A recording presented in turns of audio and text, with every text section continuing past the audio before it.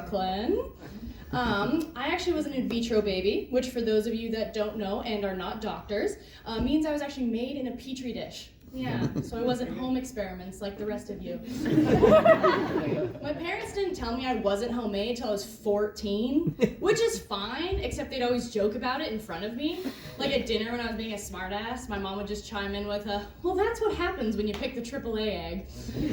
My dad would just pile on like, yeah, thank God her beak fell off.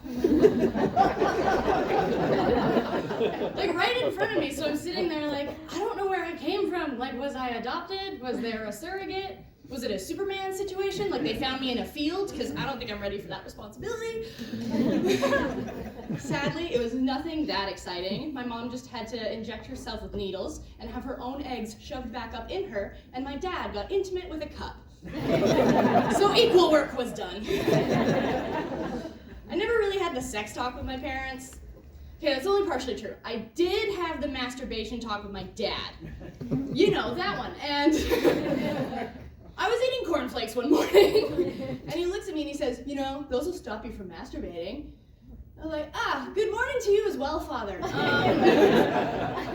Googled this immediately because I was thinking that my father could have made up something like this would greatly affect our relationship moving forward.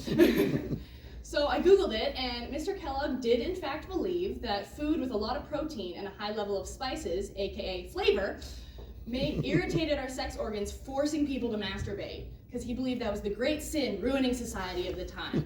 You know, in 1908, when women couldn't vote and people were still fighting over bits of Africa, Mr. Kellogg believed that the greatest problem was people reaching between their legs and finding out that something fun happened. But my father bringing this up to me gave me a couple of concerns. One, what has he heard coming from my room? And two, was he like telling me this to like make me grateful? Like, imagine if I had eaten cornflakes that morning. You might not be here.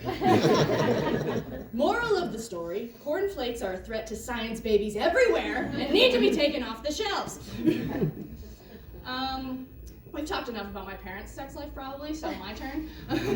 Tinder is the only game I have on my phone. If you think of everyone on there as real people, it takes away all the fun very quickly. The real problem with Tinder is trying to meet people in person after you've seen their profiles, because the way we make our profiles is nothing like how we actually communicate in real life. Like, you're not gonna walk up to the girl you're meeting and she's just standing there like, hi, I'm Rebecca. Just in the 4 poses she is in the mirror photos on her profile. She's trying on jeans constantly.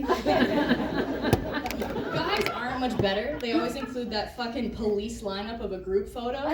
Just him and his fellow Kyles. Their only defining feature is if they wear their hat forwards or backwards. And then you have to figure out who's who based on the masked photo they put before it. And the fact that COVID normalized the masked photos pisses me off to no extent. If someone had used a masked photo 4 years ago, we would have reported them.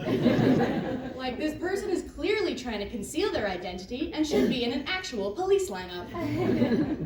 I do love that the options it gives you though. Like, I live in the largest dating pool in Canada. I have my choice of Toronto mams. Essentially, I am a kid in a candy store. If all the candy called me fam and drove a white BMW.